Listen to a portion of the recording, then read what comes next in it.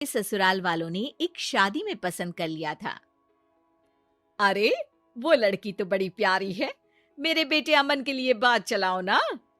बस फिर क्या था, किसी रिश्तेदार के दखल से दोनों की शादी हो जाती है। लेकिन शीना की सास पारुल और उसकी देवरानी आसपास ही रहते थे।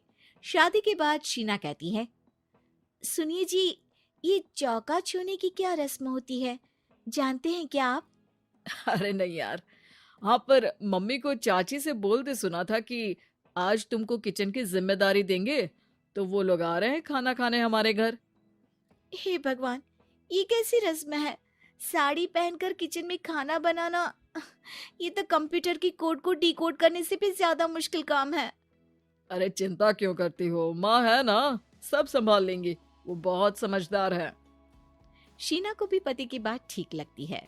वहीं घर पर शीना की चाची सास, ससुर और उनकी बहू खाने पर पहुंचते हैं।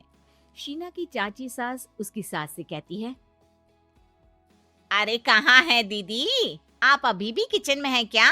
रस्म बहू की है या आपकी?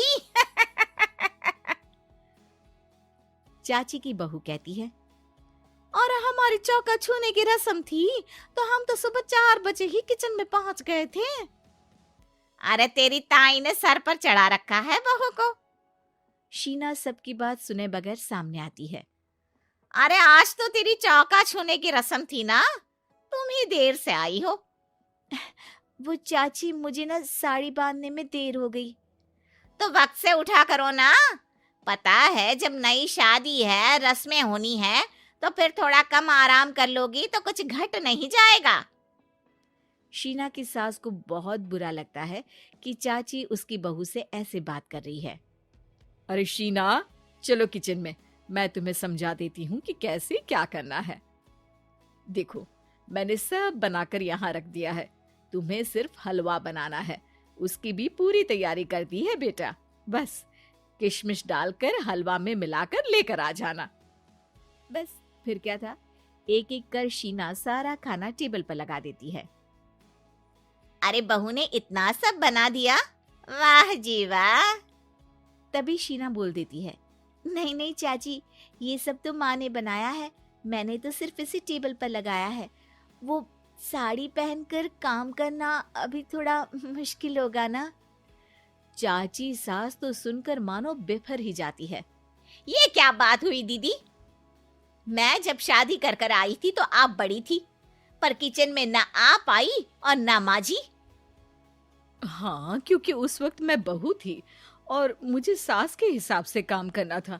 लेकिन अब मैं सास हूं तो मैं बहू को वैसे ही बनाऊंगी ना, जैसा कभी मैं बनना चाहती थी। खैर, चाची सास खाना खाकर वहां से चली जाती है। कुछ दिनों बाद, अरे शीना, ये क्या पहन रखा है? हे भगवान, इस परिवार में क्या हो रहा है? अरे क्या हुआ छोटी, इतना क्यों चिल्ला रही हो? इसने पहना क्या है? अरे दीदी, क्यों इतनी छूट दे रही हो? शीना, जो कि सलवार सूट पहने खड़ी थी, चाची के गुस्से को देखते ही अंदर चली जाती है। देख छोटी, हम दोनों को आज की बहुओं से तुलना नहीं करनी चाहिए। वो दौर अलग था, आज का वक्त अलग है। देखिए दीदी, ये तो परंपरा है, हमारी सास ने हमें दी और आगे हमें अपनी बहुओं को देना है। ये क्या लगा रखा है आपने? आप तो पूरी संस्कृति ही खराब कर रही हैं। ये बोलकर चाची सास वहां से चली जाती हैं। शीना की सास चाची की बात से परेशान होकर रोने लगती है। तभी उसका पति वहां आ जाता है। अरे क्या हुआ भाग्यवान, फिर तुम्हारी देवरानी तुमको ताने देकर चली गई है क्या? हाँ, पता नहीं मैं ठीक कर रही हूँ कि नहीं, पर मुझे तो बहू के सूट पहनने में कुछ गलत नहीं लगता। अरे लोगों की बहुएं तो न जाने क्या क्या पहनकर घूम रही हैं। मैं तो उसे भी बुरा नहीं मानती। ये क्या मेरी गलती है? अरे नहीं, बिल्कुल नहीं। अपने किए फैसले का सम्मान करो। ठीक है सब। कुछ दिन निकल जाते हैं। फिर आता है शीना का पहला करवा चौथ। अरे शीना बेटा, यह त्योहार हमारे घर में बहुत मायने रखता है। तुम शाम की पूजा के लिए अच्छे से तैयार हो जाना।